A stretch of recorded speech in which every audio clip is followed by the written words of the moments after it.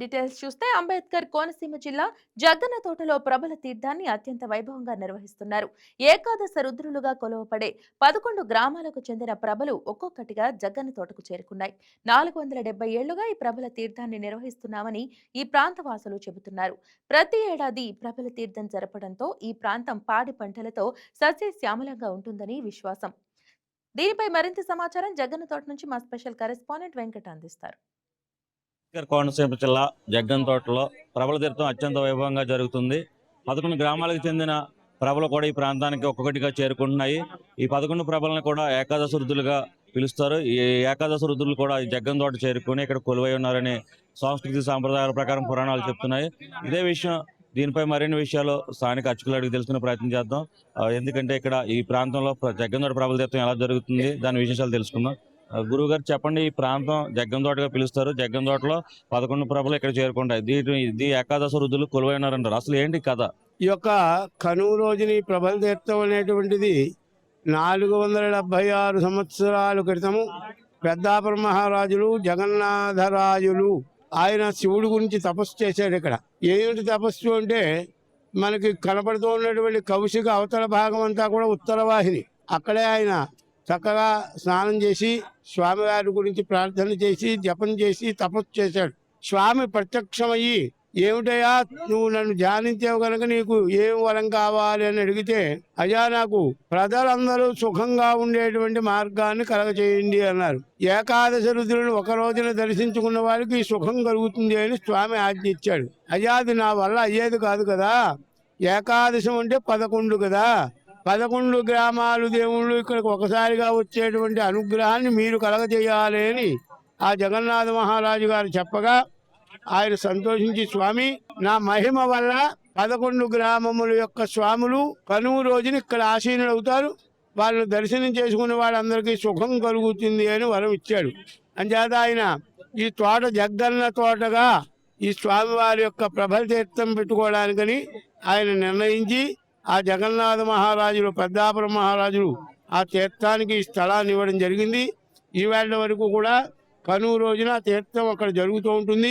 11 గ్రామాల నుంచి 11 మంది స్వాములు వచ్చి ఇక్కడ ఆసీనులై అందరినీ ఆశీర్వదిస్తూ ఉంటారు. ఇలా 11 మందిని దర్శించుకోవడం వల్ల 7 రకాల ఐశ్వర్యాలు పడతాయి మానవుడికి ఎక్కడా ఇవి కొనుక్కునేవి కాదు.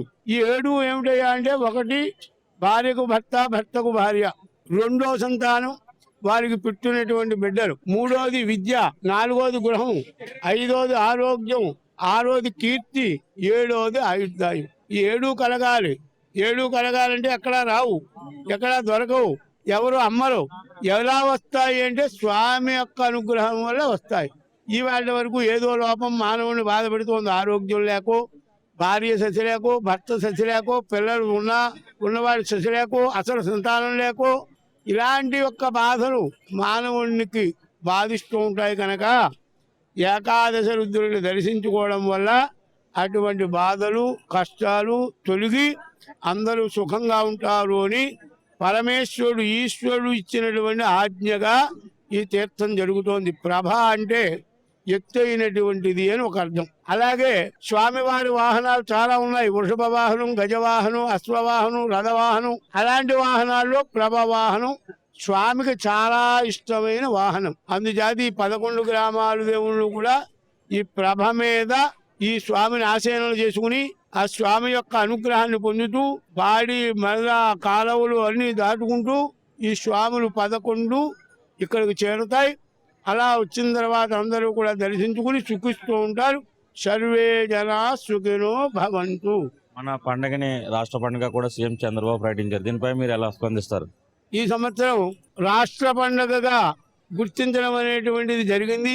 దానివల్ల నేనే కాదు, ఈ 11 గ్రామాలు జనము, రాష్ట్రాలు, గ్రామాలు, పట్టణాల నుంచి వచ్చేటువంటి వారు అందరూ కూడా ఇంతటి వైభవానికి 476 సంవత్సరంలో వచ్చినటువంటి ప్రభల తీర్థానికి రాష్ట్ర పండుగగా గుర్తించడం అనేటువంటి దాని గురించి 50 మంది హైందవులు, హిందూ ధర్మము నిలబడింది. ఇది సత్యము, జయము, అందరూ సుఖంగా ఉండాలి అని ఆనందపడుతూ ఉన్నారు. మన పంటల గుండా కూడా చేలల మధ్య నుంచి ప్రభలు తీసుకొస్తూ ఉంటారు కౌసుగాయ దాటి. ఈ పంటలు కూడా నష్టపోతాయి. అంటే పంటలు ఇప్పుడు నష్టపోయిన తర్వాత మాత్రం బాగా పండుతాయని ఈ ప్రాంతవాసులు నమ్ముతారు. దీనిపై ఎటువంటి ప్రచారం ఉంది? స్వామివారిని ఈ ప్రభల తీర్థంలోకి రావాలి అంటే అది చక్కగా ఇది 4 పొలిమేర్లకు సంబంధమైనటువంటి తోట. ఇది తూర్పు భాగం అంతా మసలపల్లి, ఈ తోటకి దక్షిణ భాగం అంతా కూడా గంగలపూరు, పశ్చిమ భాగం అంతా కూడా కేపెదపూడి, ఉత్తర భాగం అంతా కూడా ఇరుసుమండ. 4 గ్రామాలకు సరిహద్దు అయినటువంటిది ఇది. ఈ 4 పక్కల నుంచి కూడా ప్రభలు వస్తూ ఉంటాయి. వాడు ఎప్పుడు పూర్వం ఈ ప్రభ స్వామివారు ఎలా అయితే నిర్ణయించారో అదే విధంగా వారు ఏ మార్గంలో వస్తూ ఉంటారో, కౌశిక దాటిని, కాలువ దాటిని, చేలలోంచి రాని, దుక్కు చెట్లలోంచి రాని, తోటల్లోంచి రాని అదే మార్గంలో ప్రభలు వస్తూ ఉంటాయి. అలా రావడం వల్ల ఆ వచ్చేటువంటి ఆ తోటలకైనా, చేలకైనా, కాలువలకైనా యజమానులు ఎవరుంటారో వాళ్ళందరికీ కూడా ఆనందం కలుగుతుంది, జయం కలుగుతుంది. వారికి విశేషమైనటువంటి ధన సంపద కలుగుతుంది. పంటలు కూడా విశేషంగా పండుతాయి. అందరూ ఆనందంగా ఆ స్వామివారు అలాగే వెళ్ళాలనేటువంటి భావంతో ఆ స్వామివారు మన తోటలోకి అడుగు పెట్టారు, మన చేలో అడుగు పెట్టారు, మనం జయంగా ఉంటామనేటువంటి విశ్వాసము, నమ్మకము అవన్నీ కూడా కలుగుతూ ఉంటాయి. ఇది అంబేద్కర్ కోనసీమ జిల్లా జగ్గన్ తోట ప్రాముఖ్యతని చక్కగా వివరించారు గురువు గారు. ఏదైతే ఏకాదశ రుద్రులుగా కొలవబడే 11 గ్రామాలకు చెందిన ప్రభలు ఈ జగ్గన్ తోట చేరుకొని పంట చేయకుండా అదేవిధంగా కౌసుకలు దాటుకుంటూ ఈ ప్రాంతానికి చేరుకుంటాయి. ఆ తర్వాత ఈ జగ్గన్ తోట సాయంత్రం వరకు కూడా ఈ జగ్గన్ తోట తీర్థం కొనసాగుతుంది. ఈ ప్రాంతవాసులందరూ కూడా సుఖ సంతోషాలతో అదేవిధంగా పాడి పంటలు చక్కగా పండి చాలా భోగభాగ్యాలు అనుభవిస్తారని ఈ అర్చకులు చెప్తున్నారు. అదేవిధంగా రాష్ట్ర పండుగగా ప్రకటించడం పట్ల ఈ ప్రాంతవాసులు కూడా హర్షం వ్యక్తం చేస్తున్న పరిస్థితి ఉంది. కెమెరా పర్సన్ వరుణ్తో వెంకట, అంబేద్కర్ కోనసీమ జిల్లా నుండి. Please subscribe to YK TV Network. Please subscribe to YK TV. Please watch YK News. Don't forget to subscribe YK News channel